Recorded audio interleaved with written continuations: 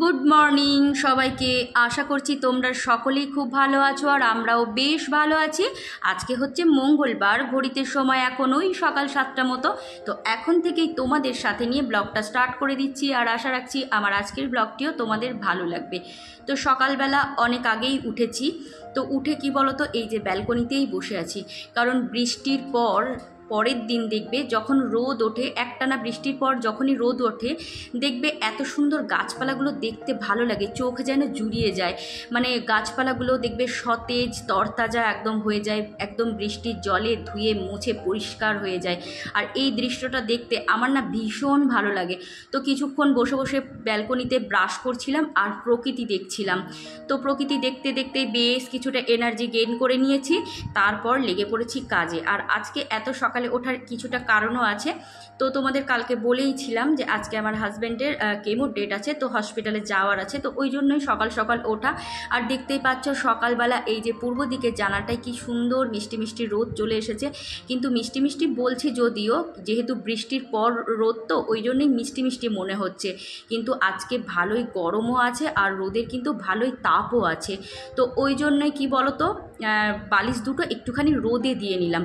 বৃষ্টির পর দেখবে ঘরের একটুখানি বালিশ বলো বিছানাপত্র বলো রোদে দিতে বেশ ভালো লাগে। জামা কাপড়ও কিন্তু অলরেডি ব্যালকনির যেগুলো ভিতরে মেলা ছিল সেগুলো আমি কিন্তু বাইরের দিক করে একটু মেলে দিয়েছি, যাতে রোদ্দুরটা লেগে বেশ জামা কাপড়ের স্যাঁতস্যাঁতে ভাবটাও কেটে যায়। যেহেতু একটানা পরশু রাত থেকে বৃষ্টি হয়েছে, কালকেও সারাদিনই প্রায় বৃষ্টি হয়েছে বলতে পারো, তার জন্য কোনো জামা কাপড়ই কিন্তু শুকায়নি। তো এই যে বালিশগুলো একটুখানি রোদে দিলাম আর এখন বিছানাটাও ঝেড়ে পরিষ্কার করে নিলাম। আর দেখো বিছানার মধ্যেও রোদ আসছে বলে পাশ বালিশটাকেও একটুখানি রোদে রেখে দিলাম। আমার তো এই রোদে দিতে বালিশপত্র খুবই ভালো লাগে, মানে দেখবে মনটাও বেশ খুশি খুশি হয়ে যায়। আর এই যে ওয়ার্ড্রপটাও হালকা হাতে ঝেড়ে নিচ্ছি, কারণ আজকে কিন্তু খুব বেশি কাজকর্ম করব না, যেহেতু বাইরে বেরোনোর আছে, খাবার করতে হবে, তারপর স্নান টান করবো, তারপর যাব, কারণ আজকে হচ্ছে সারা দিনেরই ব্যাপার। তো দেখো ওই ঘরটা পরিষ্কার পরিচ্ছন্ন করে নিয়ে গুছিয়ে তারপর চলে এসেছি মেয়েদের ঘরে। তো এখন এই ঘরেও বিছানাপত্র তুলে নিয়ে তারপর একটুখানি ঘর ঝাড় দেওয়া মোছা কমপ্লিট করে মানে স্নানে যাব। তো ওই জন্য হুটোপাটা করে কাজ করছি। আর মা যেহেতু আছে, মা কিন্তু রান্নাঘরে অলরেডি তরকারি বসিয়ে দিয়েছে। তরকারি বলতে আমরা তো বেরোবো, তার জন্য আর কি টিফিন নিয়ে যায়, কারণ হসপিটালের বাইরে একদম ফুটপাত ছাড়া কোনো কিছুই খাবার দাবার ওখানে সেভাবে পাওয়া যায় না। তো ওই জন্য আর কি বলো তো, বাইরের খাবার একদমই পছন্দ না, কারণ ওই দোকানে দু একদিন খেয়ে দেখেছি এত বাজে খাবার দাবারের কোয়ালিটি আর পুরো ফুড কালার দেয়। তো জানোই তো শরীরের পক্ষে সেগুলো কতখানি ক্ষতিকর। তো ওই জন্য বাইরের খাবারটা আমরা সবসময় অ্যাভয়েড করি। তো ওই জন্য বাড়ির থেকে খাবার দাবার করে নিয়ে যায়, কারণ সারা দিনের ব্যাপার খেতে হবে, বুঝতেই পারছো। তো দেখো এদিকের ঘরটাও মানে মেয়েদের ঘরটাও পরিষ্কার পরিচ্ছন্ন করে নিয়েছি, একদম ক্লিন করে নিয়েছি। আর সকাল সকাল উঠেছি, মনটাও কিন্তু ভালো লাগছে। কি বলো তো, সকাল সকাল ঘুম থেকে উঠলে একদিকে কিন্তু মন ভালো থাকে আর তাড়াতাড়ি কাজবাজও হয়ে যায়, কিন্তু রাত্রে ওই যে আমরা অনেকক্ষণ ভয়েস দেওয়ার ব্যাপার থাকে, ভিডিও পোস্টের ব্যাপার থাকে, ওই জন্য রাত করে শুই। তো তাই সকালবেলা খুব সকালবেলা যে ব্যাপারটা ওঠার, সেটা কিন্তু উঠতে পারি না, উঠতে উঠতে না দেরি হয়ে যায়, শরীরটা একটু ম্যাচ ম্যাচ করে। তো যাই হোক, আজকে যেহেতু সকাল সকাল উঠেছি তো মনটাও বেশ ভালোই লাগছে। আর এদিকে দেখো ডিম সেদ্ধ বসিয়েছিলাম, সেটাও কমপ্লিট হয়ে গেছে। আর এখন মাকে ওই যে পরোটা বানাবে তাই বেলে দিলাম। আর আজকে কি করেছি বলো তো, গোল শেপেই বেলে দিয়েছি। মাকে বললাম যে ত্রিকোণ করার দরকার নেই, সেই তো ছিঁড়েই খাবো, তো গোলই থাক, অত আর হাতে সময় নেই। এদিকে এই যে মা ফলগুলোও কেটে দিয়েছে।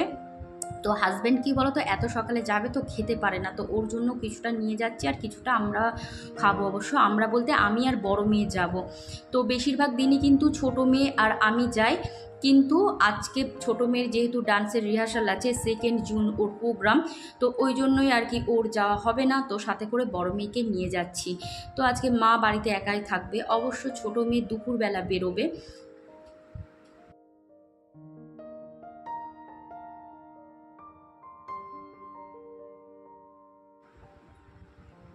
জীবনে যখন ভাবলাম যে একটুখানি রিল্যাক্স হব, মানে বড় মেয়ের স্কুল পড়াশোনা করতে করতে যখন ও স্কুল লাইফটা শেষ হলো, তখন ভেবেছিলাম কি বলো তো, মেয়ের দায়িত্ব এবার মেয়ে নিজে নেবে, আমরা একটু ঘুরবো ফিরবো মজা করব।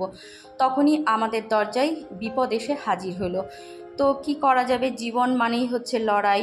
তো এই লড়াইয়ে তো আর থেমে থাকা যাবে না, জীবন মানেই এগিয়ে যেতে হবে, দুঃখ পেলেও থামা যাবে না, খারাপ সময়ের মধ্য দিয়েই ভালো সময়ের দেখা মিলবে। তো এই আশা নিয়েই এখনও সেই লড়াই করে যাচ্ছি। তো সেই মুহূর্তে যখন ভেবেছিলাম যে একটুখানি রিল্যাক্স হওয়ার সময় এসছে, তখনই হাজব্যান্ডের এই বিপদটা দেখা দিল। তো আমাদের মাথায় তো বজ্রাঘাত পড়ার মতো আর কি। তবুও সেই থেমে কিছুই নেই, চলছে।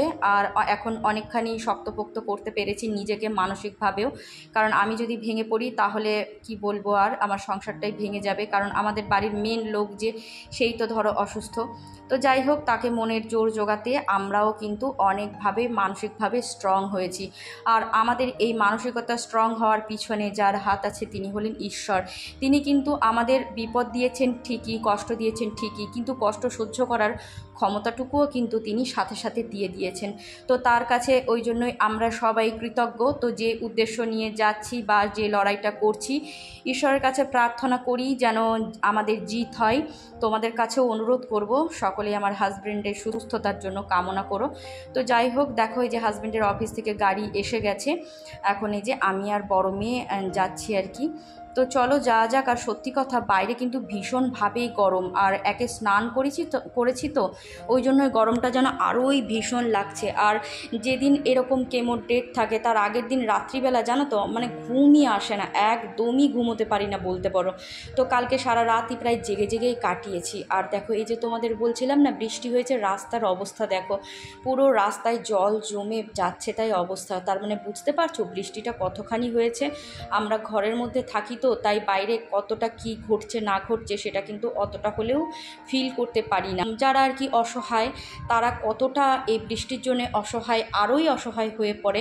সত্যি রাস্তাঘাটে বাইরে বেরোলে কিন্তু তখন বোঝা যায় যে তাদের থেকেও আমরা অনেকখানি ভালো আছি। তখন কিন্তু ঈশ্বরের প্রতি বলো বা নিজের জীবনের প্রতি বলো, কোনো অভিযোগই কিন্তু আর কাজ করে না। সব কিছুই তখন মনে হয় আমাদের অভিযোগগুলো অনেকখানি তুচ্ছ এই সব অসহায় মানুষদের কাছ থেকে আর কি।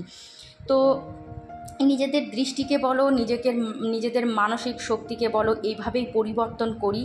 সবার সাথে যদি তাল মিলিয়ে চলতে যায় তাহলে কি হবে বলো তো, নিজেরা মানসিকভাবেই দুর্বল হয়ে পড়বো।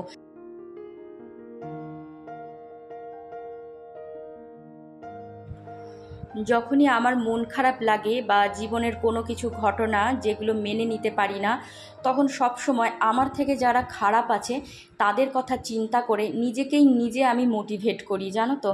কারণ তখন ভাবি যে তাদের থেকে আমি তো অনেকখানি ভালো আছি। কারণ ভগবান যে রোগী দেখ না কেন, আমাকে যে ট্রিটমেন্ট করার একটা সুযোগ দিয়েছে, সেটাই আমার কাছে বড় পাওয়া। কারণ অনেকজন আছে যাদের দেখবে অ্যাক্সিডেন্টের ডেথ হয়, বা হঠাৎ করে কিছু হার্ট অ্যাটাক হয় বা হার্ট ফেল হয় বা স্ট্রোক হয়। সেক্ষেত্রে কিন্তু তারা কি বলবো, যে ট্রিটমেন্ট করার সুযোগটুকুও পায় না। তো আমি যখন নিজের খুব মন খারাপ থাকে, খুব কান্নাকাটিও করি, ভেঙে পড়ি, তখন সেই সব মানুষদের কথা ভেবেই কিন্তু নিজে মোটিভেট করে আবার উঠে দাঁড়াই।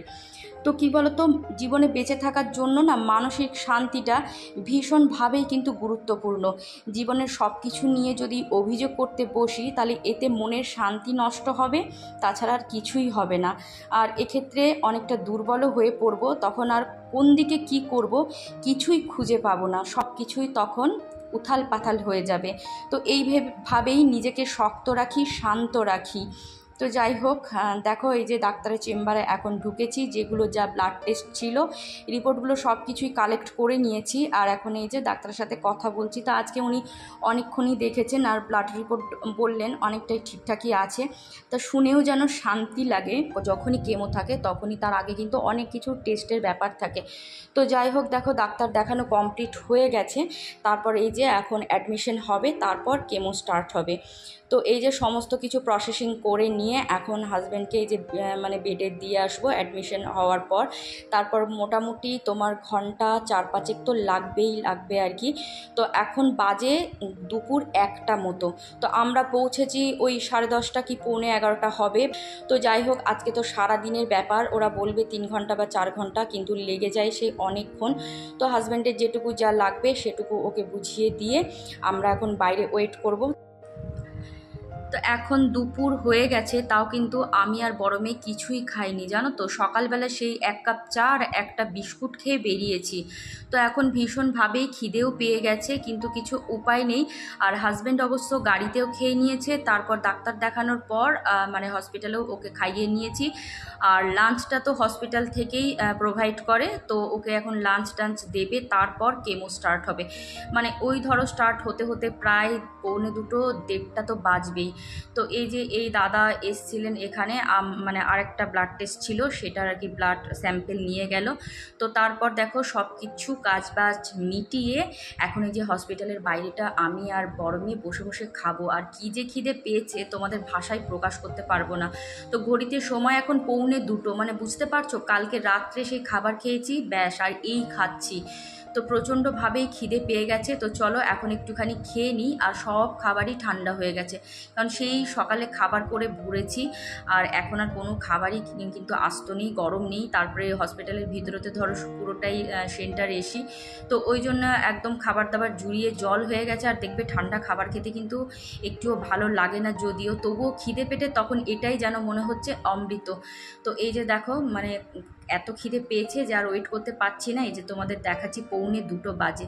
তো যাই হোক, খাওয়া দাওয়া করবো, করে আবার বাকি অনেক কিছু কাজ আছে যেগুলো আমাকে করতে হবে, সেগুলো আবার সারবো। মানে আজকে এত কিছু কাজ আছে যে বসতেই পাবো না। তো খাওয়া দাওয়া কমপ্লিট করে নিয়েছি, আর এখন ফ্রানটা চা চা করছে, তাই আমি আর মেয়ে যাবো একটুখানি চা খেতে। আর এই হসপিটালের বাইরে ফুটপাতে চাটা না ভীষণ ভালো বানায়, ওই দাদার কাছে এসেই আমরা প্রত্যেক মানে যেদিনই আসি আর কি আমরা চা খাই।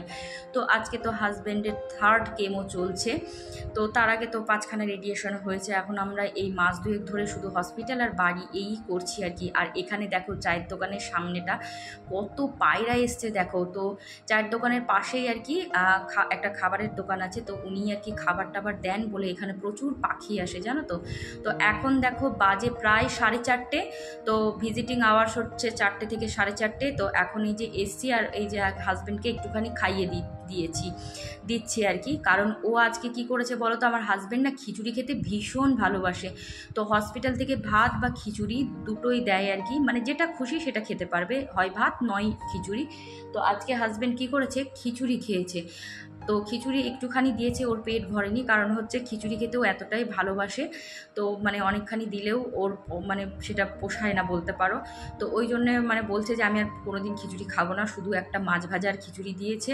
তোর সেই মতো পছন্দ হয়নি, তাই ভীষণই খিদে পেয়ে গেছিলো। ওই জন্য অনেকটা ফল ছিল টিফিন বক্সের মধ্যে, সেই বাকি ফলটুকুও খাইয়ে দিলাম। আর তারপর আবার এই যে বাইরে বেরিয়ে এসে আবার 1 কাপ করে চা খেলাম, কারণ এই চাটা খাচ্ছি বলেই কী বলো তো কিছুটা এনার্জি পাচ্ছি। আর দেখো গলাতে একখানা স্কার্ফও জড়িয়েছি, কারণ এসিতে এতক্ষণ ছিলাম তো আমার না মানে ঘাড়ে পিঠে যেন ব্যথা শুরু হয়ে গেছে। তো ওই জন্য ব্যাগের মধ্যে একটা স্কার্ফও নিয়ে এসেছিলাম, যাতে আর কি ঠান্ডা লাগলে জড়াতে পারি। অবশ্যই এটা নিয়ে এসেছিল মেয়ে, কারণ ও এখন গানটা তো আবার নতুন করে শুরু করেছে, তো সেই জন্য আর কি গানের গলা যাতে নষ্ট না হয়ে যায়, ওই জন্য ও গলাটাকে একটুখানি যত্ন করে। তো ওর স্কার্ফটা আমার কাজে লেগে গেল। তো এই যে এখন দেখো আবার এই যে প্রসেসিং সব কিছু শেষ হয়ে গেছে, আর হাজব্যান্ডের ডিসচার্জও হয়ে গেছে। তো এখন এই যে বাড়ি যাওয়ার পালা। তো ঘড়িতে বাজে এখন প্রায় 6টা। তো হাজব্যান্ড বলছে এখন একটুখানি চা খাবো, তারপর বাড়ি যাব। তো ভাবতে পারছো বোঝো ঠেলা। এখন এই যে আবার চা খেতে চললাম। আর তাকে একটুখানি খিচুড়ি দিয়েছে বলে ওর তার সেই মন ভরেনি আর কি, পেটও ভরেনি মনও ভরেনি, তো সেই নিয়ে খুঁতখুত করেই যাচ্ছে। তো যাই হোক, চলো এখন একটুখানি চা খাবো, তারপর বাড়ি ফেরার পালা। আর সত্যি কথাই একটুখানি চা না খেলে একদমই যেন এনার্জি পাচ্ছি না। আর বাইরে কিন্তু ভীষণভাবেই গরম লাগছে, আর আজকের গরমটাও যেন ভ্যাপসা গরম।